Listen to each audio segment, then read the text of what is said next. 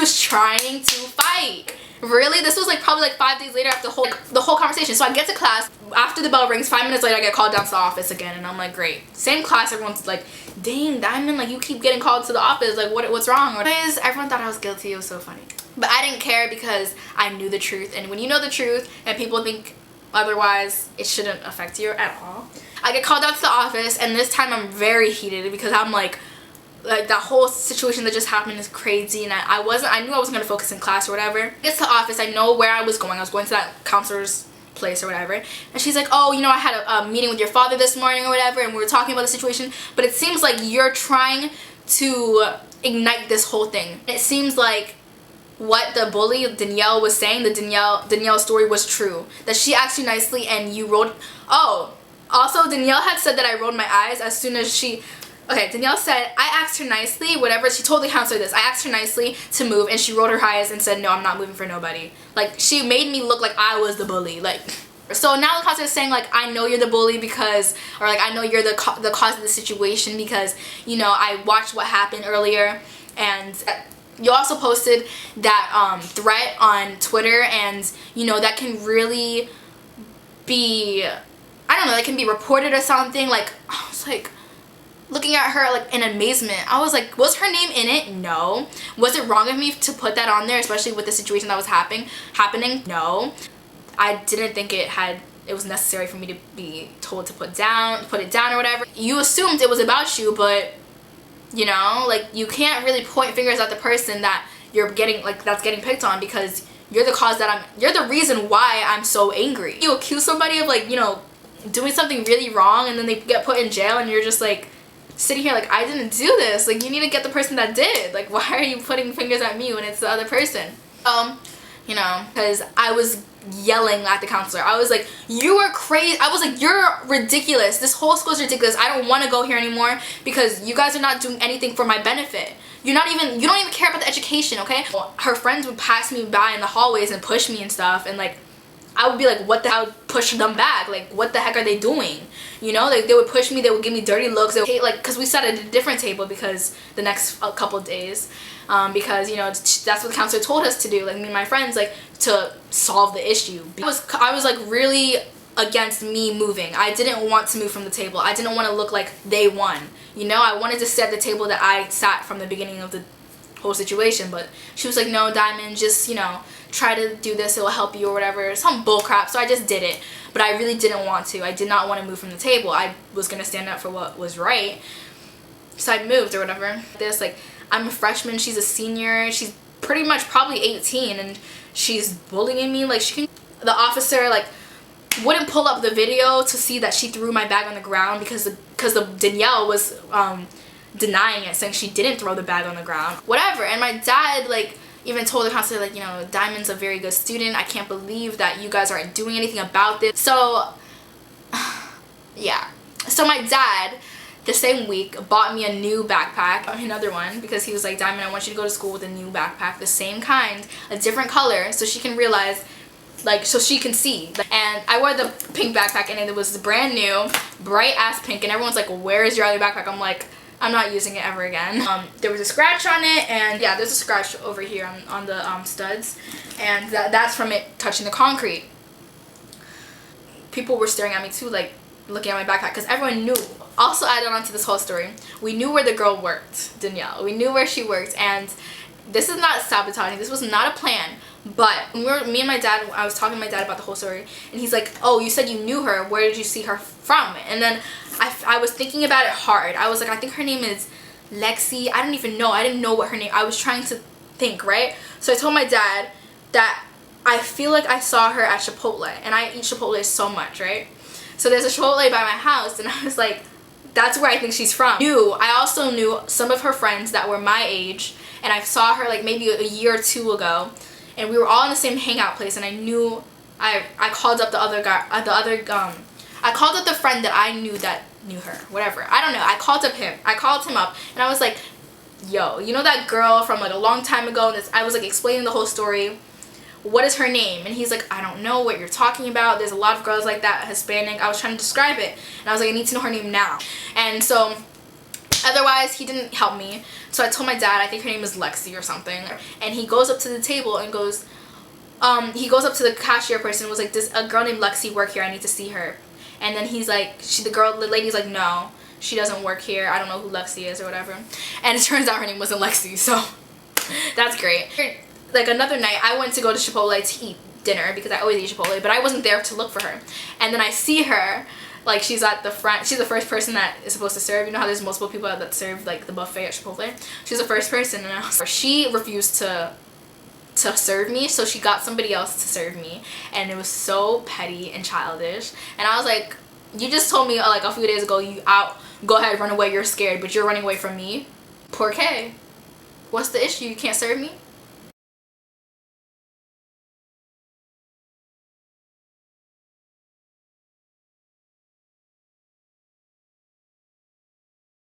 So he's like, we're gonna go into Chipotle the day that she works, and we're gonna bring both of your new backpacks. You're gonna carry one and I'm gonna carry one. And next day, like the next whatever, the next time we think, oh yeah, I think she works at this time, you know, we kind of like try to track when I saw her to do it the same time and day next week. He's wearing the pink backpack and I'm wearing the black one, and we walk in and everyone's looking at us, and I'm pretty sure that all her workers know who I am because she told everyone about me. Really, she was a hater. She was a big hater. Alright, so everybody knew who I was. I'm walking in smiling, and like it's obvious why we brought my backpack. Like, you threw my backpack on the floor, you know you did it, don't lie. And the reason also why we went there and my dad came is because the school wouldn't let my dad meet the girl, meet the bully. The school wouldn't let my dad come into the school during lunchtime when, you know, the situations, the conflicts were happening the most. He wasn't going to do anything, just wanted to observe or like, you know, see what was happening, but they wouldn't let him. So this is why we went here. And so I told my dad, this is the girl, and I didn't know what her name was still. This whole situation, I feel like was like a month long or something, this whole bullying crap. You know, I still managed to do my work and stuff and do practices that I had for dance and stuff. I was still dancing out. I didn't stop anything that I was doing, you know. And then a few days later, we go to Chipotle again, me and my dad, right? And we didn't bring the backpacks, but we just went. It was during lunchtime though. It was like during the day, and I think it was after school. But I did not think, I don't know. Ever since that one time he came with me to Chipotle every single time I went, like every single time, whether she was there or not. Like if I wanted to go get Chipotle. And I was obvious, if it was any other person and they knew that the bully worked there, they would not eat, they would stop eating there. I was not gonna stop eating there. You can serve me all you want all day, boo-boo, okay? I'm paying for your salary. Yeah, she wasn't there this one time we went, and it was during lunchtime, not lunchtime, but like during the day. And I think it might have been the weekend. I really don't remember the day it was. It probably was during the week, Wednesday maybe, I don't know. But I do have a video from this because I recorded it. When we walk in there, I told my dad specifically because he wanted to know, like, you know, like for me to list everything that contributed to the situation. So I told him, you know, how her friends looked like, and I didn't know their names, but I told him details. And when we walked into Chipotle, the first thing I saw was this girl that had pushed me the other day by the vending machine, and she said some rude comment. I don't even know. She was like, "Move, bitch," like, or something. And she was with Danielle. Like, Danielle was getting all her friends to bully me as well. So I told my dad about that girl. And then when I walked in and I saw her, I was like, "Daddy, that's the girl that pushed me the other day." And then so she was sitting down on the booth with another girl. Like, it was just two of them. Danielle was not in Chipotle at all. And she was eating like whatever. And her back was facing us. So that's when I told him. And then so the girl, her friend was like looking at us because we were looking at, you know, them. And then my dad, we're in line, and the line is right next to the bar stools or whatever, and he looked at her, like came to the table and was like, "Excuse me, did you push my daughter the other day?" Like, just said it nicely, just wanting to know, "Did you push my daughter the other day?" Right? And I was standing right there, and she looks at me and she starts cursing, just so trashy, so unclassy, just like her best friend Danielle. And I was recording, right? I took my phone out and I was like, huh? You ain't gotta worry about Do you know who I am? Yeah, you don't know who you are. He's like, "I'm not asking you to be rude with me. I just want you to answer my question. Did you push my daughter the other day?" And she knew she did. So she was like, "I didn't push her. She pushed me." I don't even know. She started making excuses. And so a guy from behind the counter of Chipotle, because she was causing a scene, came over, and she's like, oh my god, yes, thank you, please remove this guy, he's trying to disrupt me, you need to throw him out, something like that, basically like security, get him out, like he's trying to do something or whatever. And then the guy comes and he's like, sir, please calm down. So I have proof because nobody wanted to believe anything that was happening, so here we go.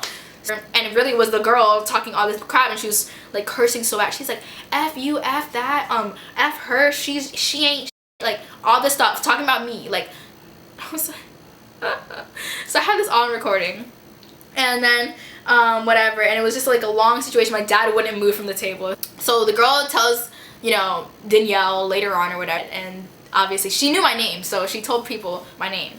And every time I walked in Chipotle, they would look at me. Oh my gosh, like it was just so funny. I couldn't believe this. Like, so this whole situation was just so disgusting, and it disgusted me. It showed me that the world is dirty. So that's pretty much the end of that whole story, I think. I did find out her name eventually, and because the counselor said, you know, we want you to sit down with her and talk it out. It's not to be friends, but so you guys can be civil or whatever. I said, I'm not sitting down with her. Not sitting down with her. I was like, I'm not sitting down. I don't care. She's not gonna stop what she's doing, and I'm just gonna have to take care of it a different way until she stops. And yeah, like I don't remember how she stopped. I think ever since the day with my dad and her friend, like at Chipotle or whatever, I don't think they ever like talked to me or whatever. Like I think the bullying stopped after that. But I don't know. Either way, it was done. So I wanted to run for student government, and she wasn't on student government, and she was the president of the school, and this made me super mad.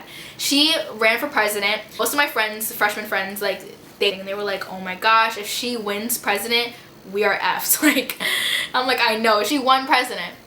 How? People were friends with her. They didn't want to be bullied.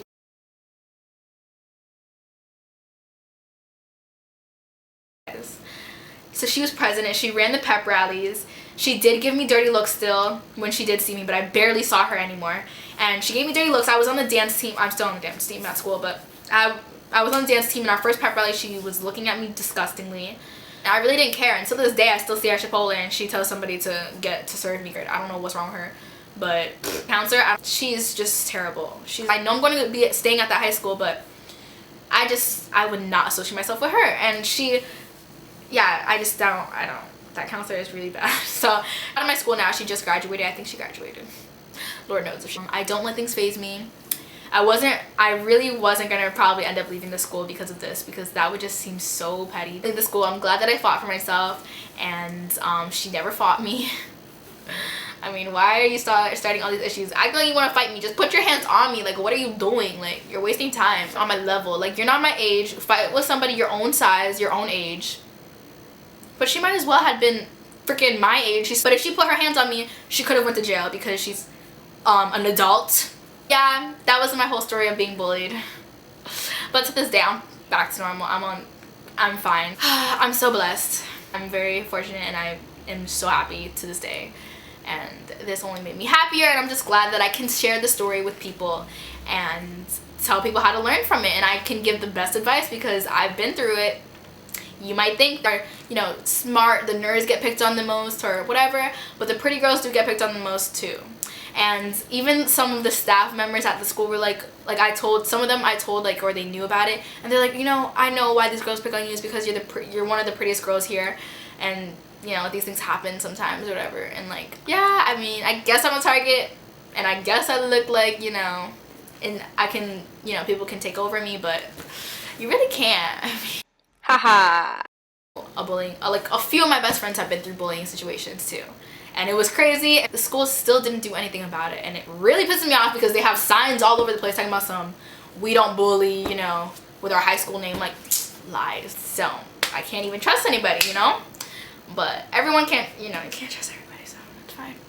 I'm just happy with everything, and my life is lit, of course. And today, to share with you guys and to help you guys through all of your issues, because I've had some people try me. And anyways, if you guys have any questions or, you know, comments, you can tweet me, or if you want me to have another advice video for something that happened to you and I can help you out, tweet me at Dymondsflawless with 2 S's. I hope you guys enjoyed this video. Don't forget to follow me on Instagram at Dymondsflawless with 3 S's right here.